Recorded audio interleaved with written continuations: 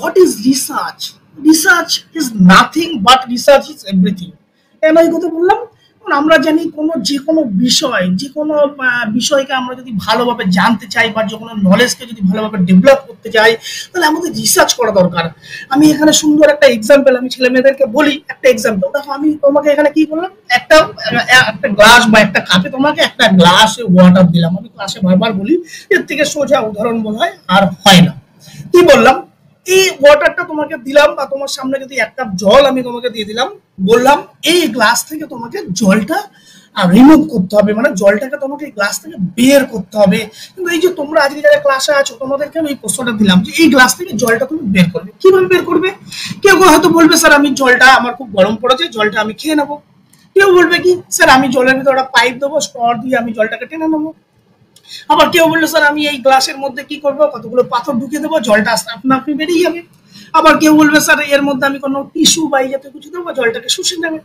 আবার কেউ বলবে স্যার আমি এই গ্লাসের মধ্যে একটা হোল করে দেবো, একটা ছিদ্র করে দেবো, সেই ছিদ্র দিয়ে জলগুলো বেরিয়ে যাবে। আবার কেউ বলছে এই ছিদ্রের মধ্যে দিয়ে আমি একটা পাইপ লাগিয়ে সেখান থেকে জলটাকে টেনে বের করে নেবো। আবার কেউ বলছে স্যার আমি অনেকগুলো ছিদ্র করে দেবো যাতে জলটা খুব তাড়াতাড়ি বেরোয়।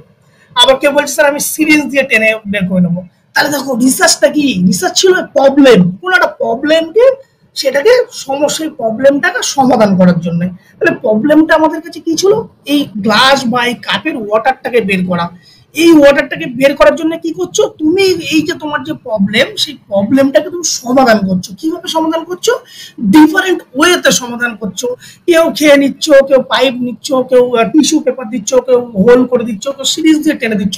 তার মানে কি, রিসার্চ হচ্ছে মানে একই কাজ, জলটা বের করার প্রবলেম, কিন্তু সেখানে আমরা প্রত্যেকে কি করলাম, ডিফারেন্ট ওয়েতে সেই কাজটা করলাম। কিন্তু আসল যে আমাদের উদ্দেশ্য ছিল জলটাকে আউট করা বা জলটাকে বের করা, সেটা কিন্তু আমরা সাকসেস, মানে আমাদের যে প্রবলেম সেই প্রবলেম ওরিয়েন্টেড আমি কি করলাম, বিহেভিয়ার বা অ্যাক্টিভিটি করলাম, করে আমাদের সেই প্রবলেমটাকে সমস্যার সমাধানের চেষ্টা করলাম। এবার আসি পরের স্লাইডে। দেখো এখানে হোয়াট ইজ রিসার্চ। রিসার্চ এই কথাটার মধ্যে দেখো পুরো বিপদটাই ক্লিয়ার বোঝা আছে। রি এন্ড সার্চ মানে দুটো শব্দ, একটা হচ্ছে রি প্লাস সার্চ ইকুয়াল টু হচ্ছে রিসার্চ। তাহলে রি কথার অর্থ কি, পুনরায় বা এগেন। সার্চ মানে কি, কিছু সার্চিং করব।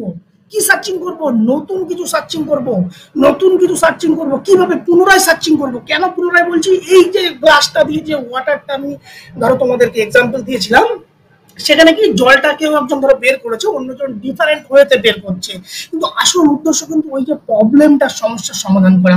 তাহলে এই রিসার্চটাকে বুঝতে গেলে আমাদের প্রথমে দেখো আমি রিসার্চটাকে দুভাগে ভাগ করেছি, simple research and complex research. Simple রিসার্চটাকে যদি আমরা খুব ভালোভাবে বুঝতে পারি, তাহলে কিন্তু ধীরে ধীরে আমরা কমপ্লেক্স রিসার্চের দিকে যাব। তাহলে প্রথমে আমাদেরকে সিম্পল রিসার্চটা বুঝতে হবে। সিম্পল রিসার্চটা কি? দেখো রিসার্চ কি বলছে, একটা প্রবলেম, সেই প্রবলেমের কি করছে, সলিউশন দিচ্ছে। তাহলে যে কোনো প্রবলেম হতে পারে, এনিথিং প্রবলেম, সেই প্রবলেম ওরিয়েন্টেড। তুমি ধরো তোমার লাইফের যদি কতগুলো প্রবলেম বলি, ধরো আমাদের এমন কোনো ব্যক্তি নেই যার জীবনে কোনো সমস্যা নেই। তাহলে কি, এই যে ধরো লাস্ট যে ইয়েটা দেওয়া আছে, দেখো তোমার লাইফ, এই লাইফের মধ্যে তোমার কোনো একটা প্রবলেম তৈরি হলো, সেই প্রবলেমটা কি করবে, সেই এই যে লাইফের মধ্যে কি হলো, তোমার জীবনে প্রত্যেকটা ব্যক্তির কোনো না কোনো প্রবলেম হয়। সেই প্রবলেমটাকে সমস্যার সমাধান করার জন্য তুমি কি করো, স্টেপস নাও। তাহলে এই স্টেপসটা নিতে হবে, কেন নিচ্ছ? এই যে তোমার লাইফে যে প্রবলেমগুলো হয়েছিল, সেই প্রবলেমগুলো সমাধান করার জন্য। ফাইনালি তুমি স্টেপ নেওয়ার পরে কি পেলে, সেই রেজাল্ট পেলে। দেখলে সেই রেজাল্টটা তোমার ভালো হতেও পারে, আবার রেজাল্টটা সঠিক নাও হতে পারে, কিন্তু কি করছো, তুমি স্টেপ নিচ্ছ। স্টেপ নিচ্ছ কি, ওই যে পার্টিকুলার যে সমস্যা হয়েছিল সেই সমস্যাটাকে সমাধান করার। তাহলে এক্ষেত্রে ওই যে আমি যদি আগের এক্সাম্পলটা তোমাদেরকে দিই, যে জলটা বের করা তোমাদের কাছে কিছু একটা সমস্যা, তাহলে ওই সমস্যা সমাধান করার জন্য তুমি কি করেছিলে, স্টেপস নিয়েছিলে। তাহলে এই স্টেপসটা যখন তুমি নিচ্ছ, তারপরে সেই আলটিমেট কি পাচ্ছ, স্টেপসের ফলে তুমি রেজাল্ট পাচ্ছ। তাহলে এইটা হচ্ছে রিসার্চ। কিন্তু এইটা হচ্ছে আমাদের লাইফে বা এভরিথিং। এটাকে আমরা কখন রিসার্চ বলবো, ঠিক উপরে এটা দেখো, যখন আমরা এই যে স্টেপসটা নিলাম, এই স্টেপসটা নেওয়ার সময় আমাদের সায়েন্টিফিক ওয়েতে বা সিস্টেমেটিক ওয়েতে আমরা যখনই আমরা স্টেপগুলো নেব, সেটাই হচ্ছে আমাদের রিসার্চ। তার মানে কি বলছে, রিসার্চ যে স্টেপসগুলো, কোনো প্রবলেমকে সমস্যা সমাধান করার জন্য আমরা যে স্টেপসটা নিচ্ছি, সেই স্টেপসটা আমাকে সায়েন্টিফিক আর সিস্টেমেটিক মেথড অ্যাপ্লাই করে নিতে হবে, তবেই কিন্তু আমরা তাকে রিসার্চ বলবো। তারপরে কি পাবো, সেই রিসার্চ থেকে এবার যে রেজাল্ট আমরা পাবো, সেই রেজাল্টটাকে এবার আমরা বিশ্লেষণ করতে পারবো, বা সেই রেজাল্টটাকে আমরা এবার ডিসকাশন করতে পারবো, বা সেই রেজাল্টটা আমি সোসাইটি বা সমাজের কাছে পৌঁছাতে পারবো। কখন পৌঁছাতে পারবো, যদি আমি সায়েন্টিফিক মেথডটাকে অ্যাপ্লাই করি। তাহলে উইদাউট সায়েন্টিফিক মেথড অ্যাপ্লাই করে কিন্তু কোনো রিসার্চ সম্ভব নয়। সম্ভব নয় মানে রিসার্চ হবে, সেক্ষেত্রে তোমার ইরোর মানে রিসার্চে অনেক ভুল ভ্রান্তি থাকবে, সেটা সোসাইটির কাছে তুমি পাবলিশ করতে পারবে না। অনেকগুলো প্রশ্ন, অনেকগুলো এথিক্স, সেগুলো আমরা পরে স্লাইডে ধীরে ধীরে বুঝবো, যে সায়েন্টিফিক মেথডটা কি বা সিস্টেমেটিক ওয়েটা কি, সেগুলো আমরা পরে স্লাইডে বুঝবো। তাহলে এবার আমরা দেখে নিই কিছু রিসার্চের সিম্পল মিনিং বা ডেফিনেশন, এগুলো কিন্তু খুব ইম্পর্টেন্ট। এখানে কিন্তু এই টার্মোলজি থেকে বেশ কিছু প্রশ্ন প্রতি বছর আসে, এবং এই ডেফিনেশন গুলো কে দিয়েছে সেইগুলো কিন্তু বারবার আসে। প্রথমেই দেখো, একদম খুব প্রথম যেটা দিয়েছি, research means finding or searching A something new. তাহলে কি করছে, রিসার্চ হচ্ছে কি, কিছু খুঁজছে, অনুসন্ধান করছে, কি করছে, নতুন কিছু, in a scientific or systematic way.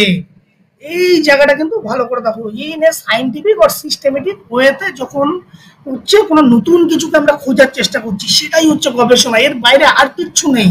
তাহলে কি research mean finding or searching, আমরা কোনো কিছু অনুসন্ধান করব, কিসের মাধ্যমে অনুসন্ধান করব, একটা সিস্টেমেটিক ওয়েতে করব, না হলে সাইন্টিফিক ওয়েতে করব। যখন আমরা সাইন্টিফিক মেথড অ্যাপ্লাই করে যখন কোনো সমস্যাকে সমাধান করব, বা আমাদের নলেজটাকে ডেভেলপ করার জন্য কোনো কাজ করব, তার যে মেথোডোলজি আমরা অ্যাপ্লাই করব, সেটা কিন্তু সাইন্টিফিক হতে হবে। তো সেটাই হচ্ছে রিসার্চ। এবার পরেরটা দেখো, পরের যে ডেফিনেশনটা আছে, সেটা হচ্ছে research is an endeavour to discover. কি করছে রিসার্চ, কি করছে, এন্ডিওভার মানে কি, চেষ্টা করছে, কি করছে, তো discover, develop and verify the knowledge.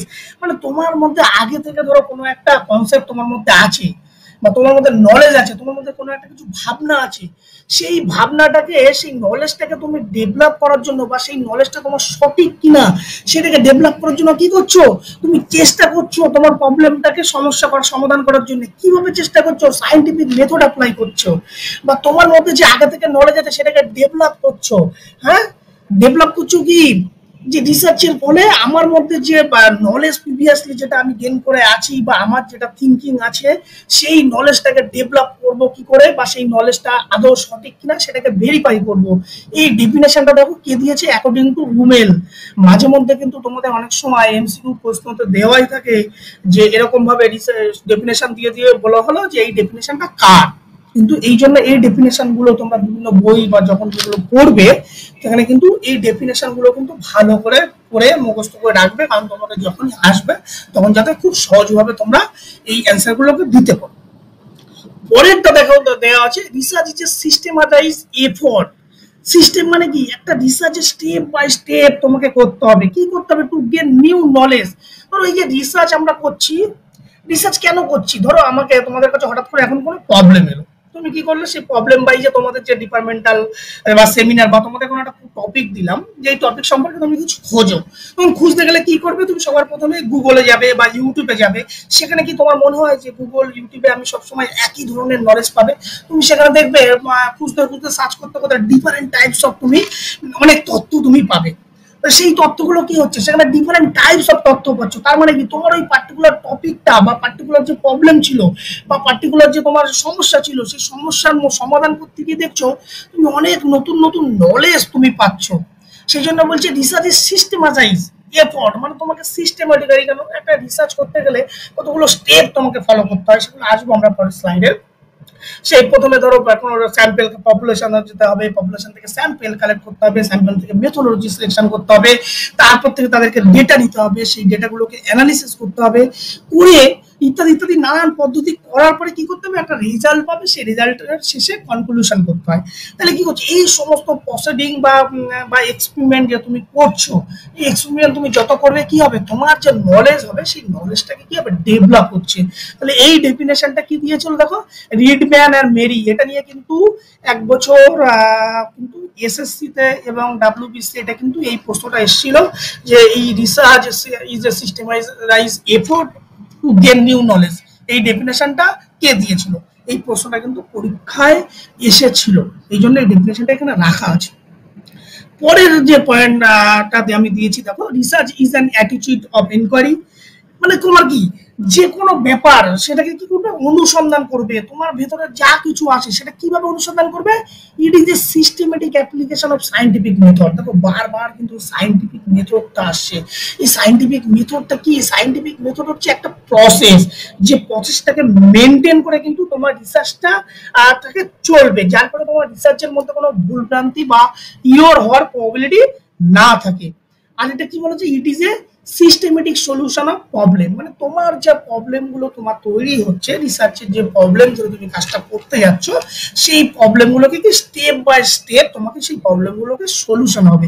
কখন সলিউশন হবে, যখন তুমি সঠিকভাবে অ্যাপ্লিকেশন করতে পারবে।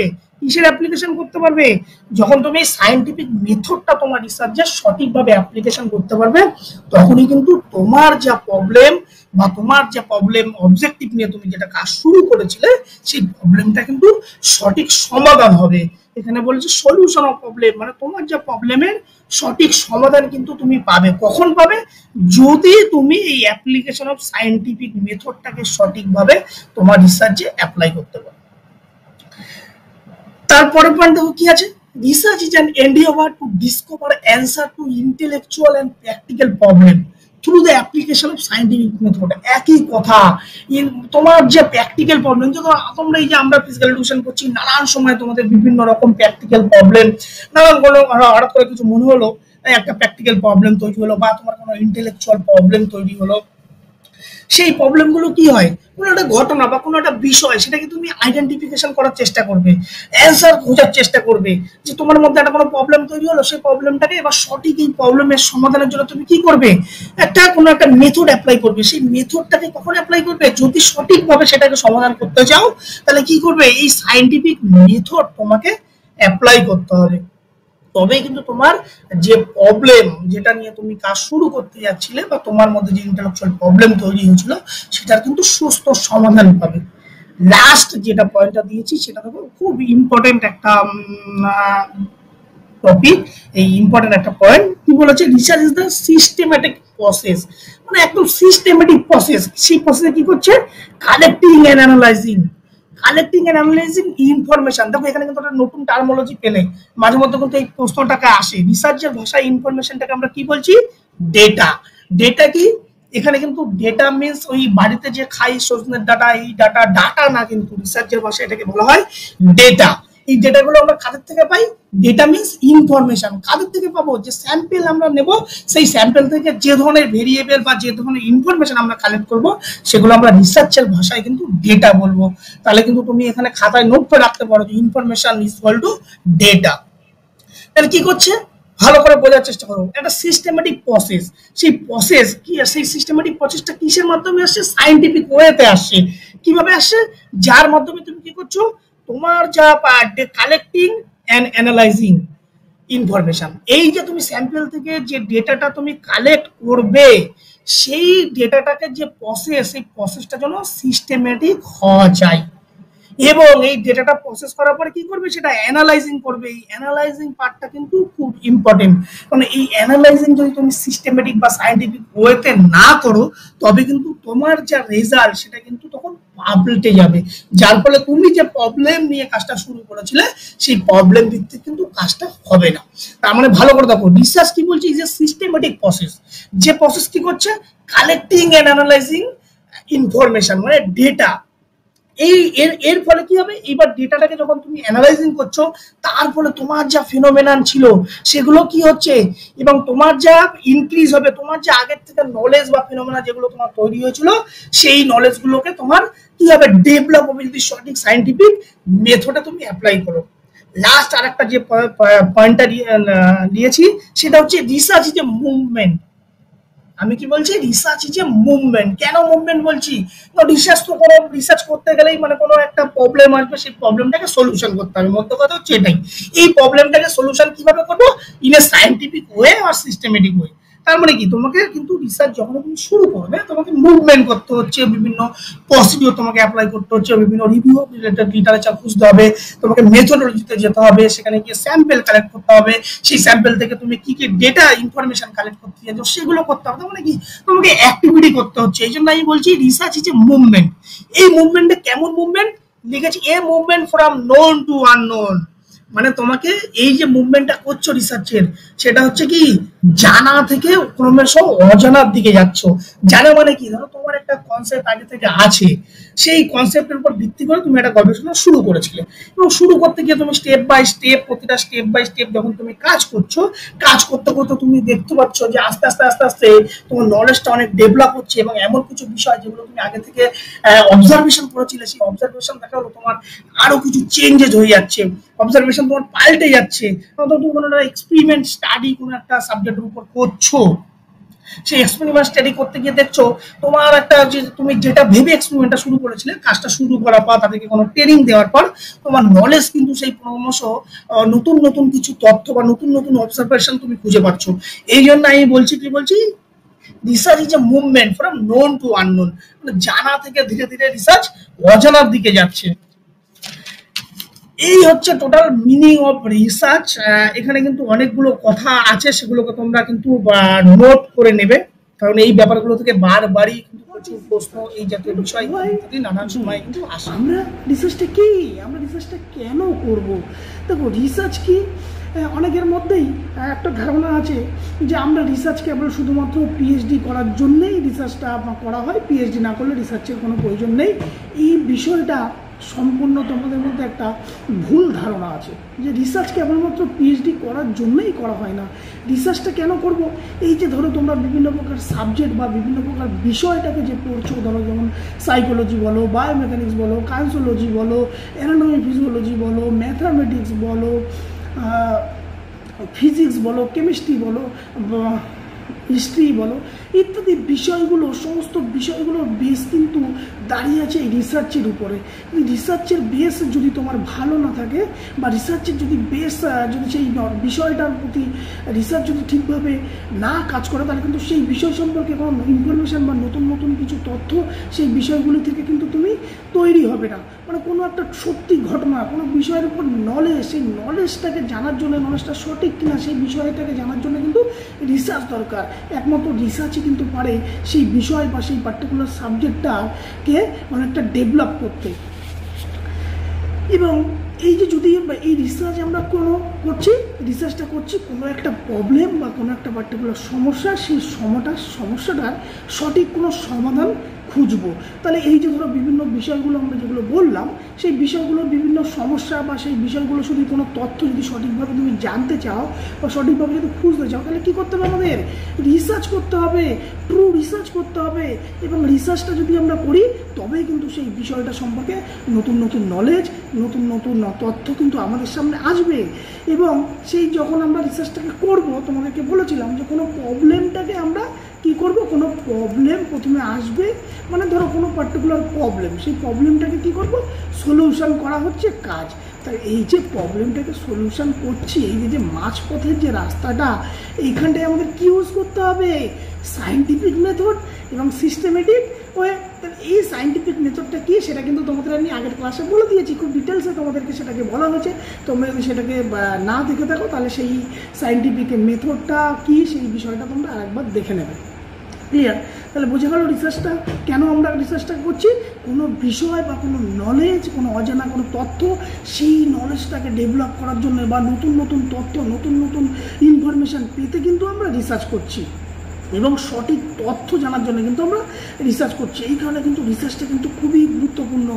যে রিসার্চ যদি আমরা না করি, তাহলে কিন্তু নতুন তথ্য বা সঠিক তথ্য, সঠিক ইনফরমেশান কিন্তু আমাদের কাছে আসবে না, এবং সেই বিষয়টা যে সম্পর্কে কোনো নতুন ইনফরমেশান কিন্তু আমরা পাবো না। এই জন্যই কিন্তু রিসার্চটা দরকার।